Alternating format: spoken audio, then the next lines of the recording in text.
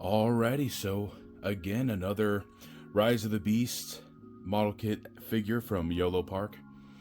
And as I state every time, you'll find it as a pinned comment. You can find this for a good price on my TikTok showcase. But this is an interesting one because so far of the ones I've reviewed, this is weirdly the most intricate one, which I was shocked I didn't realize that. But you can see the design. It's very, I think a lot of these images were concept art because he doesn't necessarily look like that as the figure. You can see he's kind of just a muted gray color with rust. It's not necessarily like that, which I'm not saying is a problem. But you put it together, see he's got kind of like that more copper bronze color. And yes, included is the Optimus Prime weapons and accessories, which I will show off in just a second. So here is the Rhinox model kit figure. And as you can see, again, it has got insanely cool, like trimmed copper coloring, but also it's got a nice texture to it. Like the Cheetor didn't really have it. Optimus Primal kind of did, but this one, it's really, really visible. And what's just so interesting about this one is that there's so many moving parts. So the bicep can move down, up. You've got all these little hydraulics in here that you can see. And unlike all the others, Rhinox weirdly gets a articulated hand with articulated fingers, which is very interesting to me. I'm not saying that's a bad thing, obviously. I wish more of them would have been this kind of crazy articulate. You can move his head back, up and down, or move his neck a little bit forward to give him, not so it doesn't look like his head's just turtle shelled in there. So kind of like that. You can swivel and bend. He's got this giant maul, which just pegs into his hand. Just hold his hand whenever you're moving. If you try moving just the hammer, it's going to fall off his hand, so just keep it still. You can move. Articulation is always one of the best parts about all these. He's got these ginormous feet. And so you see here, so many moving parts.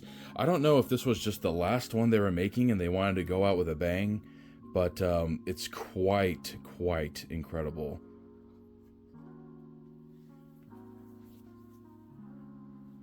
And I haven't necessarily tried to pose him. I can't think of like an iconic pose or anything that he does in the movie, but do not feel like you can't pose him, because you 100% can. Let's see if I can kind of get a pose going. Even just like, kind of like he's about to raise his hammer, like that.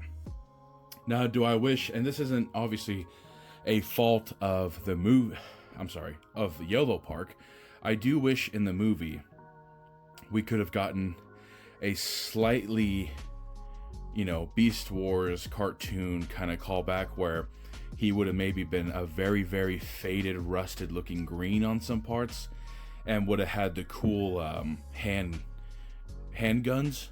Not literal handguns, but I guess literal. They don't look like a human handgun. He literally had ginormous guns on his hands. And so that would have been a cool feature. But you don't even really get to see Rhinox in the movie. I don't even think Homie talks once. And so I get it, I guess. But you can see here, the little hydraulic details, everything. This figure, I think this and Scourge are weirdly the most detailed and most intricate. And I'll compare them side by side, but I actually, now that I'm looking at it, I actually really do kind of like this pose I got for him. I don't know if you can really tell on the video, but I went with just a simple paintbrush and some brown paint and just dry brushed over a lot of his armor to just give a subtle brown color. again, it's very subtle, but I need to go in here and do it because those would be the parts you would think would be the most rusted. But this was the last one I currently got, and so once I have Bumblebee, that'll be it. But having these all lined up with Unicron is pretty cool. But I'll show you the accessories that come for Optimus Prime, and we can do some size comparisons. Alrighty, so whenever you buy Rhinox, it comes with these accessories for Optimus Prime. So you get swords, wrist swords for both hands. You get blaster hands for both hands. And then you get his axe. Now, I remember when I looked at the instructions, it was a little odd because I don't recall Optimus Prime having a grip hand. And I looked, and it's kind of odd with how you put the axe on, but these wrist swords, they literally just have a little loop that go into the wrist peg right here. And the arm cannons can be slightly annoying to put on. I was kind of scared, honestly, that it would break when I was putting it on, but I think it was more of just me not understanding how they go on. And I don't recall in the movie Optimus having both arm cannons, so I don't really care to have both. And so I just like having the one here, kind of doing the pose from the trailer with the wrist sword. And I think it looks pretty dope. So I'm going to compare the sizes so you can see kind of how big Rhinox is compared to everyone else. Alrighty, so as you can see, Rhinox is barely a little shorter than Optimus Prime, so basically barely shorter than Optimus Primal and Optimus Prime. But again, they're still I'm pretty positive they're supposed to be to scale to each other. So you can clearly see Rhinox is pretty thick.